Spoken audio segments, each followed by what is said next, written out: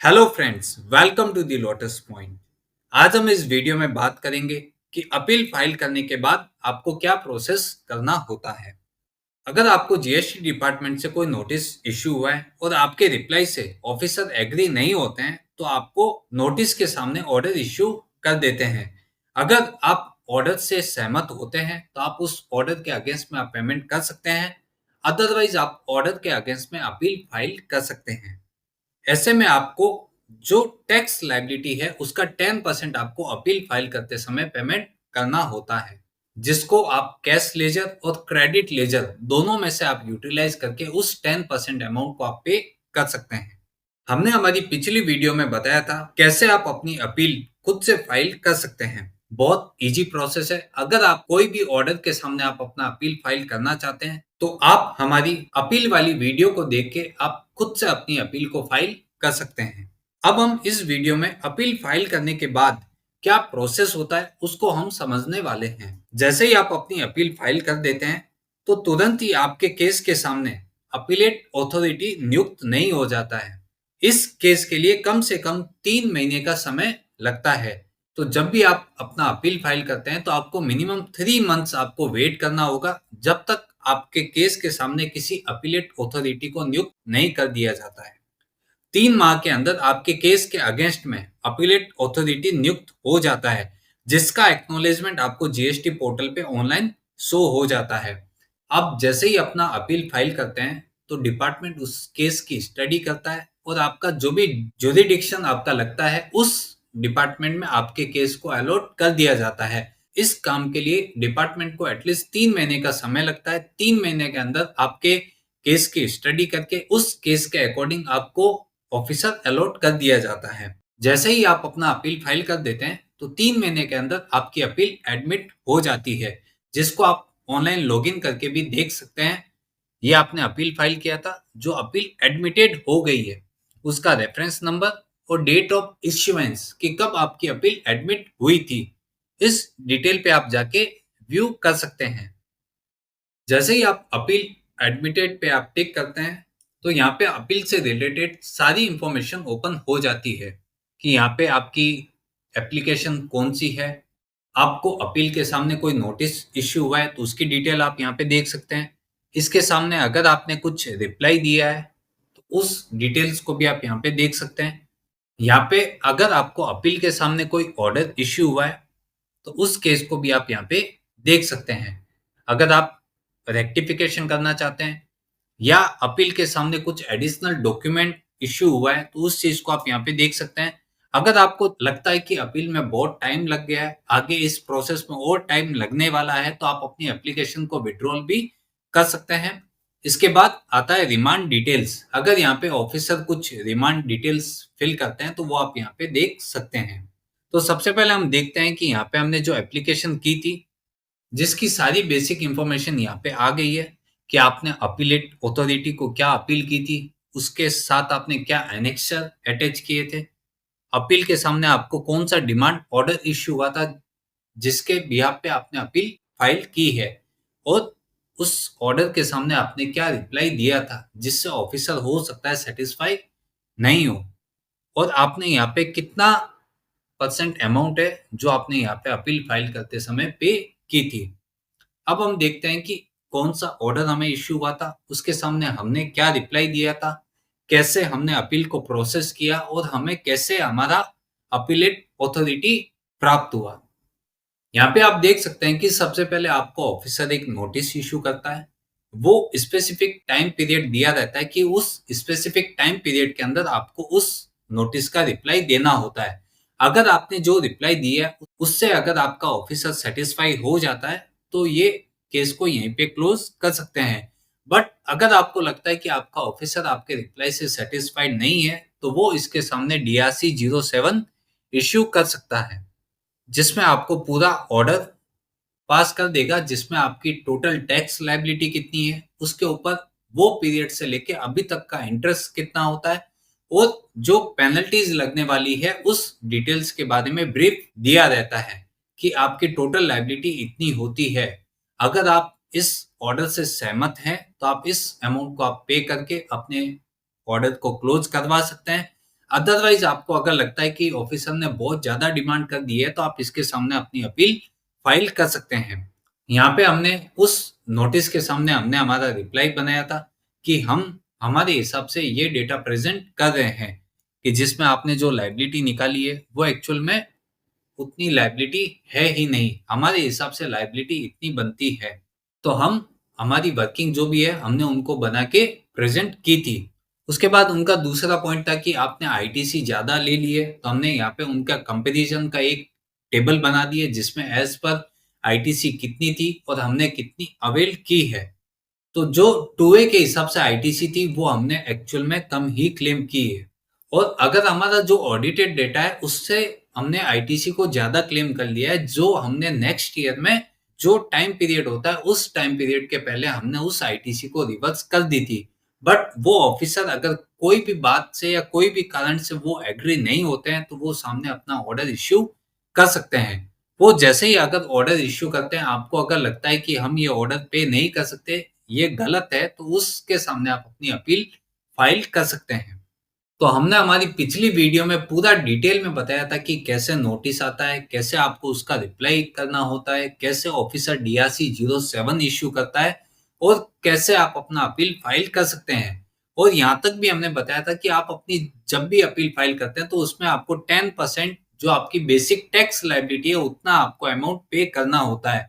जो आप cash ledger या फिर आप क्रेडिट लेजर जहाँ पे भी आपका बैलेंस है, उन दोनों में से आप उसको पे कर सकते हैं। ये हमने जब अपील फाइल किया था, उसका एक एक्नॉलेजमेंट है कि आपने अपील कब फाइल की थी, उसका डेट, उसका टाइम पीरियड, कौन से ईयर के लिए आपने अपनी अपील फाइल की थी और उसमें डिस्प्यूट की अमाउंट कितनी थी। वो सब चीज़ आपके जो अपील आप फाइल करते हैं उसके एआरएन में सब डिटेल्स मेंशन होती है।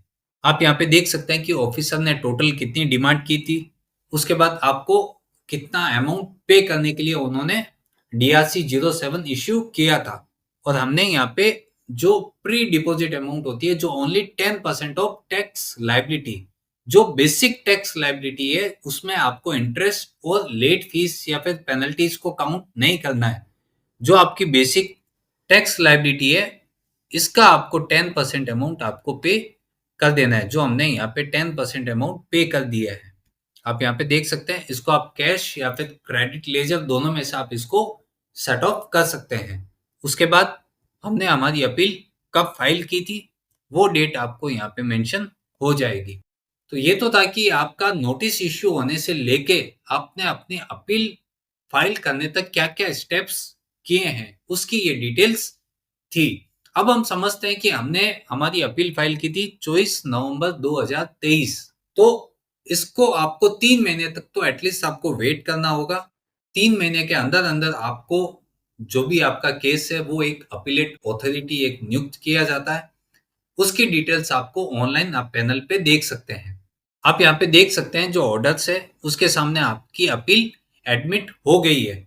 डेट ऑफ ऑर्डर उसका 21 फरवरी 2024 है और ये इनको पास ऑन हुआ है। प्रंद्या संतोष पांडे ये ऑफिसर है जिनको आपका केस अलॉट किया गया है। आप अगर चाहते हैं तो इस डॉक्यूमेंट पे आप टिक करके उनकी सारी डिटेल्स आप देख सकते हैं। आप जैसे इस पे टिक करेंगे, ये आपकी जो अपील एडमिट हुई है उसका एक्नॉलेजमेंट आपको शो हो जाएगा, जिसमें सारी डिटेल्स आपकी मेंशन्स होती है। आपने अपील कब फाइल किया था, किसने अपील फाइल की है, उस पर्सन की डिटेल्स, प्री डिपॉजिट अमाउंट, कितना अमाउंट आपने पे किया है अपील फाइल करते समय। जो हमने बोला था कि 10% आपको बेसिक टैक्स का पे करना होगा, वो आपकी यहाँ पे अमाउंट मेंशन रहेगी। यहाँ पे आपको लिखा रहेगा date of acceptance of appeal, कि मतलब आपकी अपील कब एक्सेप्ट हुई है। यहाँ पे डेट मेंशन है 21 फरवरी 2024 को आपकी अपील एक्सेप्ट हो गई है। यहाँ पे आपको एक्नॉलेजमेंट तो मिल जाएगा जिसमें आपका केस कौन से ऑफिसर को अलॉट हुआ है, बट आपको ऑफिसर के सामने कब अपीयर होना है उसकी डिटेल आपको ऑनलाइन चेक करते रहना है। यहाँ पे आप देख सकते हैं कि date of acceptance of appeal जो 21 फरवरी 2024 को एक्सेप्ट हो गई है, बट इसके नीचे आप देखेंगे डेट ऑफ अपीयरेंस, कि मतलब आपको ऑफिसर के सामने कब प्रेजेंट होना है, जिसका डेट अभी तक एनए आ रहा है और टाइम एनए आ रहा है। मतलब अभी तक ये डिफाइन नहीं हुआ है कि आपको कब उनके सामने अपने सारे डॉक्यूमेंट्स लेके प्रेजेंट होना है। आप देखेंगे कि बहुत सारे केसेस है जो अपीलेट अथॉरिटी के पास ऑलरेडी पहले से पड़े होते हैं। तो उस केस में जब तक आपके केस का नंबर नहीं आ जाता है तब तक यहाँ पे आपको डेट और टाइम वो मेंशन नहीं करेंगे। इसके लिए आपको हमेशा ऑनलाइन अपडेट लेते रहना है। आप हमेशा ऑनलाइन पैनल पे लॉगिन करके अपने ऑर्डर्स के रिलेटेड जो भी इंफॉर्मेशन है वो आप यहाँ पे चेक कर सकते हैं कि अगर ऑफिसर ने कुछ रिप्लाई दिया है, कुछ एडिशनल डॉक्यूमेंट्स की उन्होंने रिक्वायरमेंट की है या फिर कुछ उन्होंने और रिमांड डिटेल्स मांगी है, तो वो सब चीजें आप यहाँ पे चेक कर सकते हैं। आपको मेक श्योर हो जाना है कि आपका अगर अपील एडमिट हो गई है तो आपको मान के चलना है कि और 3 महीने का इसमें समय लग सकता है, जब तक आपको ऑफिसर सामने से इंटीमेट नहीं करे कि आपकी अपील की जो डेट है ये डेट को फिक्स हुई है और आपको इसी डेट को आके हियरिंग देनी होगी। आपको हमेशा ध्यान रखना है कि आपको अपने अपील की डिटेल्स लॉगिन करके आपको उसके अपडेट रखनी होगी, जिससे आप ये जान सके कि कब आपकी अपील अपीयर हो गई है और कब आपको ऑफिसर ने हियरिंग के लिए बुलाया है। तो यहाँ पे जब तक आपको एक्नॉलेजमेंट पे डेट ऑफ अपीयरेंस नहीं मिल जाता है, आपको वहां तक कुछ नहीं करना है। आपको वेट करना है जब तक आपको हियरिंग के लिए नहीं बुलाया जाता है। तो ये तो था कि अपील के रिलेटेड बेसिक इंफॉर्मेशन। आपके मन में बहुत सारे डाउट्स हो रहे थे कि अपील हमने फाइल कर दिया बट अभी तक हमें उसका रिप्लाई नहीं मिला है, कोई केस अलॉट नहीं हुआ है या उसके अगेंस्ट में कोई भी हमें रिप्लाईज नहीं मिला है। तो उसके लिए आपको मेक श्योर हो जाना है कि आप जैसे ही अपना अपील फाइल करते हैं तो आपको 3 महीने तक का वेट करना पड़ेगा जब तक आपकी अपील एडमिट नहीं हो जाती है। और एक बार अगर आपकी अपील एडमिट हो गई है तो आप निश्चिंत रहिए कि आपको हियरिंग के लिए बुला ही लिया जाएगा। बट आपको वेट करना है क्योंकि इंडिया में इतने सारे केसेस हैं जो अपीलेट अथॉरिटी के पास पेंडिंग पड़े हैं। जब तक वो केस वो सॉल्व नहीं कर लेते, जब तक उन केस के बाद आपका नंबर नहीं आ जाता है तब तक आपको वेट ही करना पड़ेगा। लेकिन एक बार अगर आपको हियरिंग के लिए बुला लिया तो आप वो सारे डॉक्यूमेंट्स जो आपने ऑफिसर को प्रेजेंट किए थे, वो सारे एविडेंस, वो सारे डॉक्यूमेंट्स आप अपीलेट अथॉरिटी को दिखा सकते हैं और उनको वो सारी चीज एक्सप्लेनेशन के रूप में दे सकते हैं। तो आपको ये ध्यान रखना है कि आपको तब तक वेट करना है जब तक उनका कुछ ऑर्डर या फिर कुछ अपीयरेंस लेटर आपको नहीं मिल जाता है। तो ये तो वीडियो थी कि आपने अपना अपील फाइल कर दिया तो उसके बाद का स्टेप क्या है। तो ये वीडियो हमने इसके लिए बनाई है ताकि आपको ये चीज ना लगे कि आपने अपना अपील फाइल कर दिया है, अब आपको क्या करना है, अब कौन अपीलेट अथॉरिटी होगा, किससे मुझे मिलना होगा, किसको जाके मुझे अपने सारे डॉक्यूमेंट्स प्रेजेंट करने होंगे और वो कौन सी डेट होगी जब मुझे जाना होगा। तो ये एक बेसिक इंफॉर्मेशन है जो बहुत सारे लोगों को पता नहीं होती थी। उसके लिए हमने ये वीडियो बनाया है जिसमें हमने बेसिक आपको नोटिस से लेके कब आपने अपील फाइल की थी और अपील के सामने कब आपकी अपील एडमिट हो गई है उसकी डिटेल्स हमने आप तक पहुंचाने की कोशिश की है। अगर आपको ये वीडियो अच्छी लगी हो तो इसको लाइक कीजिए। हमारे चैनल पे आप पहली बार विजिट कर रहे हैं तो इसको सब्सक्राइब करना ना भूलें और इस वीडियो को अधिक से अधिक लोगों तक शेयर करना ना भूलें, जिससे हर कोई व्यक्ति अपने खुद से अपील कर सकता है और अपील के आगे के प्रोसेस को समझ के उस हिसाब से अपनी कार्यवाही शुरू कर सकता है। Thank you.